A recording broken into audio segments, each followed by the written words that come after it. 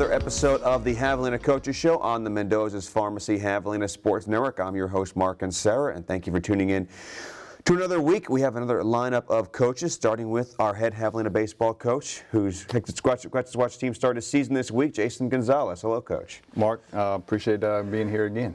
My pleasure. It's game week again. You guys will have Cameron here for a 4-game series that starts on Friday. What's this week like for you? How excited are you guys to get this year started? It's finally here, and you can finally start getting into a little bit more of our spring and routines, game day routines, where now we start specifically looking at scouting reports and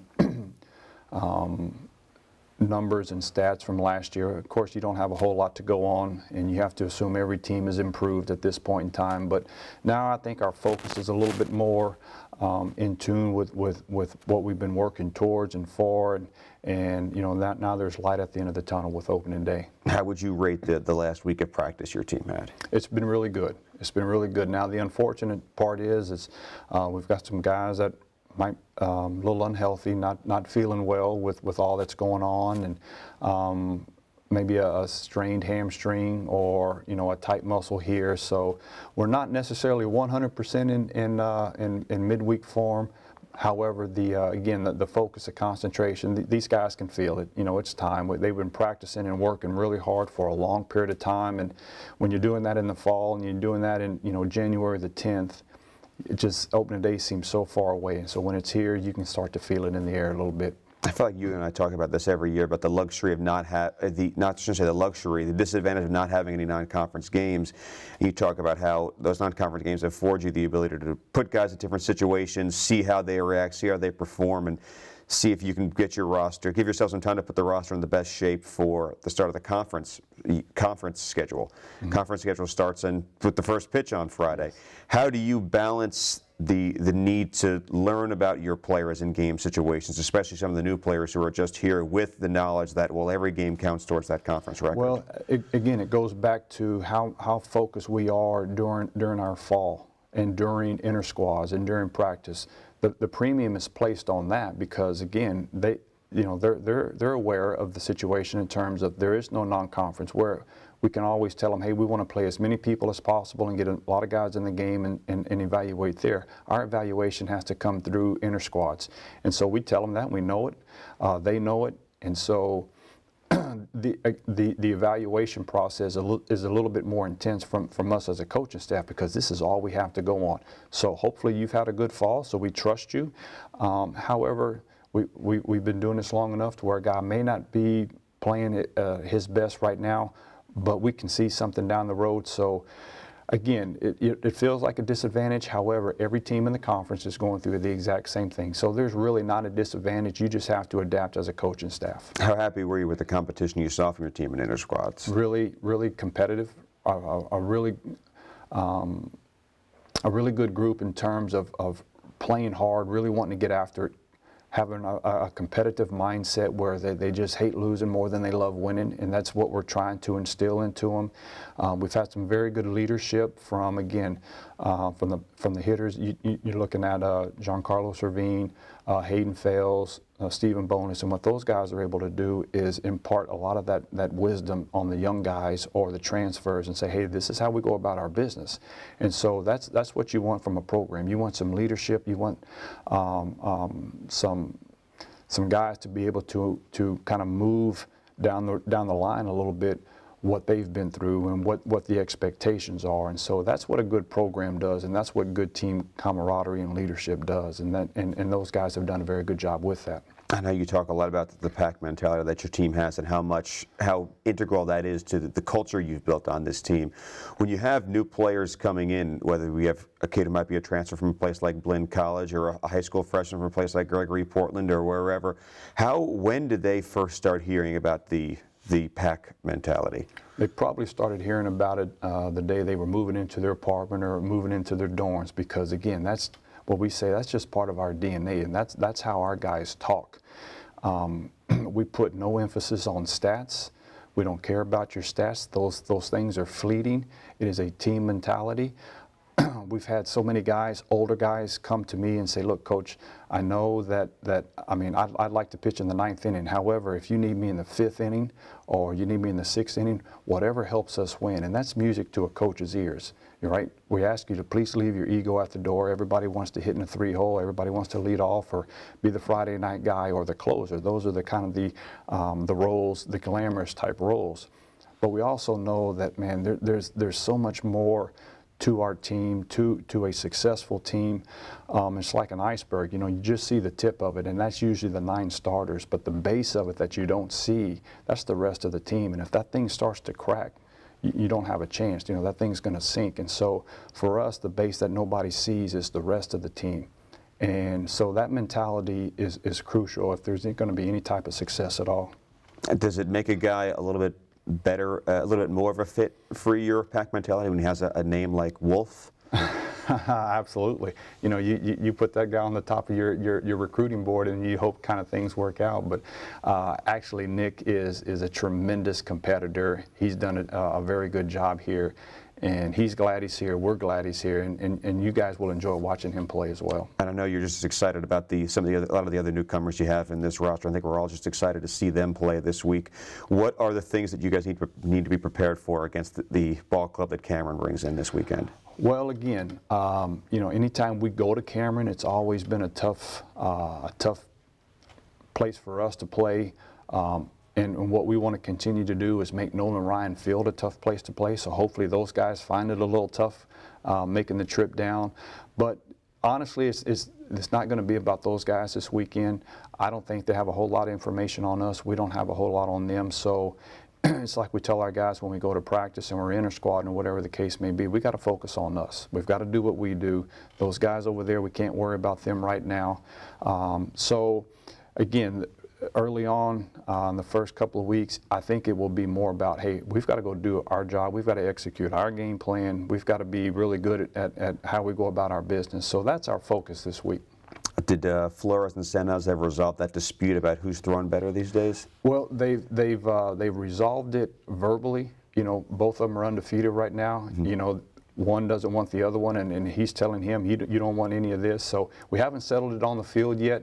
We're just waiting. I think both of them are waiting for about 75 degrees and sunny. I don't think they want to pitch in the weather we've had, but we haven't settled it on the field yet. But there's some verbiage going back and forth in the office. All right, well, we look forward to finding out the results of that as well. Coach, thank you so much for your time. Always a pleasure, Mark. God bless. Again, Javelina start a 4-game series on Friday at Nolan Ryan Field. First pitch Friday night is at 6 p.m. Doubleheader on Saturday, and one more contest on Sunday. Please come out and support. We hope to see you all at Nolan Ryan Field this week. And we'll take our first break on the Javelina Coaches Show. When we return, we'll speak with the head Javelina women's basketball coach, Michael Madrid. Don't go away.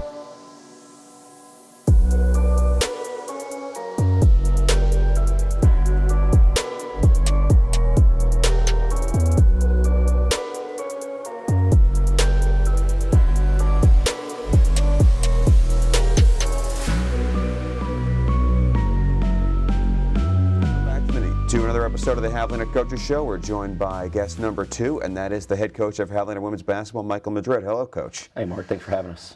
Thank you for your time. We're all looking forward to another week at home. You guys will be at home for St. Ed's on the Gold Rush night on Thursday. Then you'll have your throwback game on Saturday. Coming off of a week that didn't go as well as any of us had hoped. Your team fought their butts off in two tough games.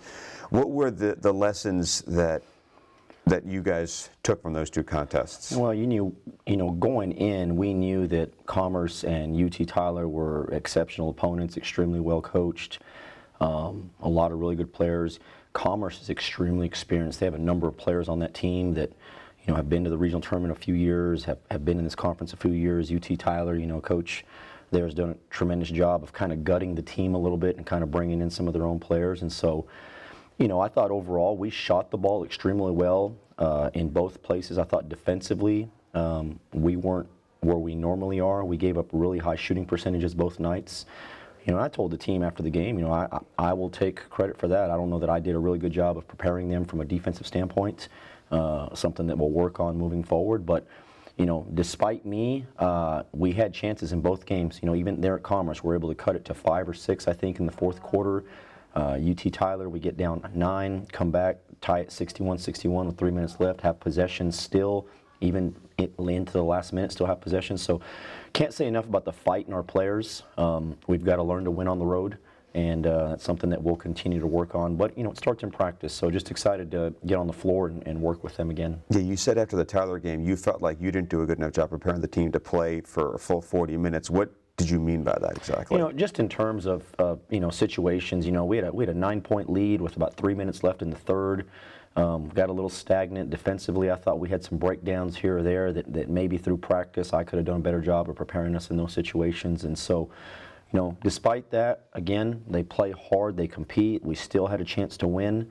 We watched a lot of film yesterday just to kind of learn from those last 13 minutes of that game against UT Tyler, and moving forward, I'm excited about where we'll be. How confident are you in your team's ability to learn from these losses, take the lesson they need to take away, and bounce back and be ready on Thursday? They're extremely resilient. We talk after the locker room, we kind of have our moments to reflect and evaluate. Yesterday we lifted and did a few things on the floor, got some shots up, watched film. Spirits are up, they're ready to compete. They know where we sit at in conference, and they're looking forward to the next challenge. Yeah, and the best thing is, even though it might have been a tough weekend, all the things you guys still have or wanted to accomplish, still have the opportunity to do those things. These are two teams in St. Mary's and St. Ed's you guys have seen before this season. You guys played them on the road back before Christmas. Two teams that can play, that make things extremely tough on opponents when they're playing their best basketball. And I know you're always focused on your team and making sure you guys are at your best, but how do you put your team in the best position possible to combat what these squads will do? They're both really talented teams. Both have really good coaches, veteran coaches that have been at the Division II level for a long time. Both coaches that know how to win, players that know how to win. And so, we'll prepare one day at a time. They're both kind of different teams, I guess, in a sense. St. Ed's is very aggressive off the dribble, likes to get to the rim. St. Mary's is going to kind of pack it in a zone and pound it inside to Hannah. And so, we'll prepare for both teams the way that we normally do, but at the end of the day, like you mentioned when you started your question, it comes down to the way we execute on both ends of the floor. So our focus tomorrow will be us, and then Wednesday we'll start prepping for St. Ed's and get ready for Thursday. You have 8 games left in this schedule, 4 of them at home, 4 of them on the road, as it were. And you just happened to go through a weekend where you had both Jade Schrader and Mia Cherry back on the court for the first time in quite a while. Do you feel like your team is getting healthy do you think your team is getting healthy at the right time? We are. It's fun to have them back. When we went on that road trip to St. Ed's and St. Mary's, that was when Mia Cherry had just broke her hand. So we were, maybe trying to feel ourselves a little bit, with a different lineup, things like that. But it's great to have them both on the court. They're both, they're not really 100% healthy yet, but they're pretty stinking close to being 100% healthy. So it's good to have some depth again. And really more than anything else, it's good to have competition in practice again, at the guard position. So we're all extremely competitive. We'll continue to work, and then as we start working through rotations, I'm excited to see some players step on the floor and make some plays. Well, Coach, we're excited to have you back at home where you've started the season 9-0. Go have some fun this weekend. Best of luck. Thanks, Mark. Appreciate you. Again, that is St. Ed's on Thursday. That'll be a 5:30 p.m. tip-off. Come out. Be sure to wear gold for our Gold Rush night, and then the teams will be in their throwback uniforms on Saturday at 2 p.m. tip-off for the women against St. Mary's. We'll take our next break on the Javelina Coaches Show. When we return, we'll talk to Omar Gonzalez from Javelina men's basketball. So stick around. We'll be right back.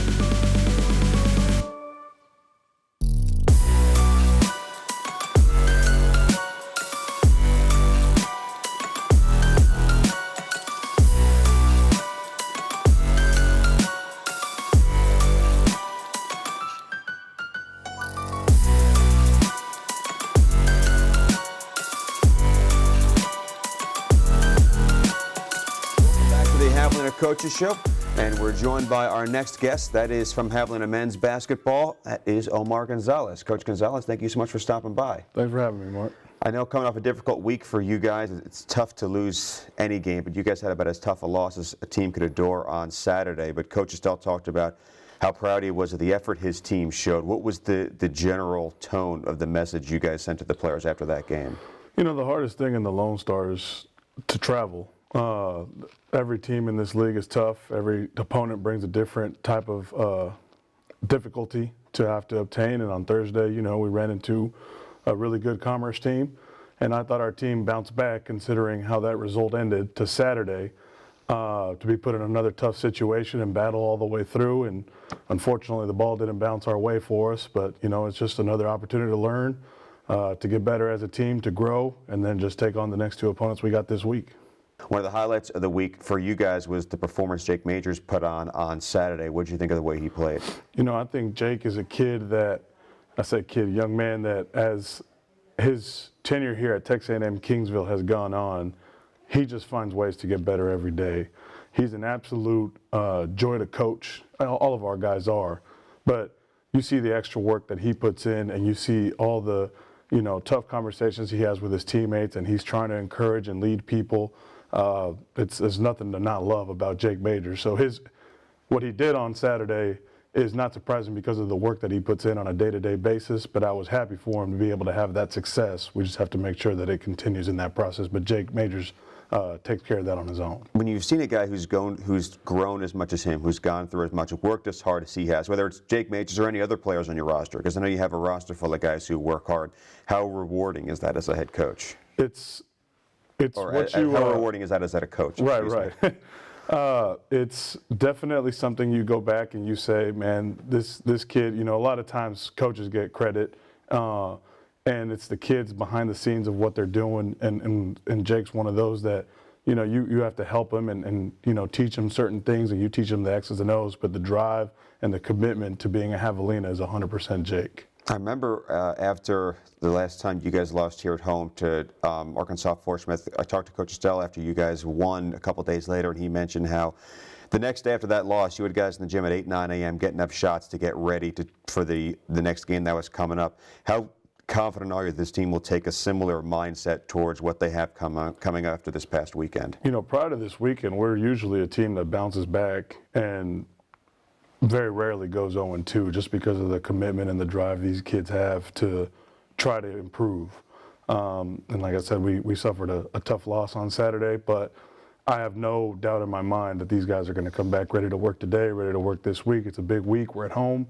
Another two good conference opponents that are ahead of us in the standings that we have an opportunity to go out and get 2 more wins. And for those of you watching, don't forget this Thursday night, tip-off for the first game is at 5:30. The men tip off at 7:30, and it's our Gold Rush night. So come out, wear gold, make some noise as we have St. Edward's coming in, and then we'll have our throwback game on Saturday. You guys get to wear one of my favorite uniform kits that we have here at A&M Kingsville, the throwback Texas A&I uniforms, which I know your players love to wear. But starting on Thursday against St. Ed's, obviously this is a team you guys have played before this year. You got the better of them when you guys played in Austin, but that just means they're going to come in of a mind to try and stick it to you guys on Thursday. I know your team will be ready for a tough challenge, but how do you prepare your team for what St. Ed's will bring to the table? They're a team that I think if over the last 2 years we've played each other 7 times. We're familiar with each other. We know the level of respect they deserve and the level of talent that they have, and we just have to go out and prepare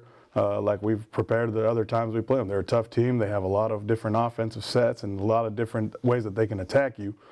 We just have to stay disciplined to our course and execute our side. You look at where this team is. You go back to this period before Christmas. You guys started the season, first couple of months, you think you were 8-2.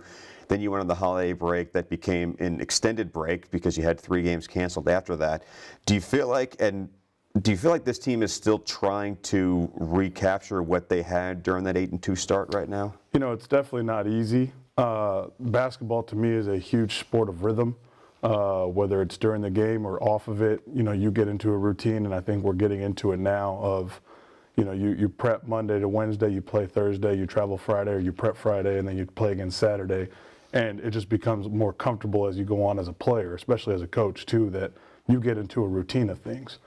It throwing us off, luckily it was after the break, so it just felt like a longer extension. But our slogan here at Texas A&M Kingsville, we're no excuses, just commitment. So no matter what the situation brings and no matter what we can do to attack it, we're going to find a way to get it done right. And I know that'll be the mindset this week. Again, going to 2 tough conference games. Coach Gonzalez, best of luck this week. Go have a blast. Thank you so much for stopping by. Thank you very much, and go Habs. And again, that's 2 games on Thursday for our Gold Rush night. Come out and wear gold. And then our throwback games are on Saturday. First tip-off for the first game is at 5:30. The men at 7:30 on Thursday. And then 2 o'clock for the women, 4 o'clock for the men on Saturday against St. Mary's. Thank you for tuning in to another episode of the Javelina Coaches Show. We look forward to seeing you. We have a whole slew of events on campus this week. We hope to see you all there. We'll see you again next week for another episode of The Coaches Show. Thank you for tuning in on the Mendoza's Pharmacy Javelina Sports Network.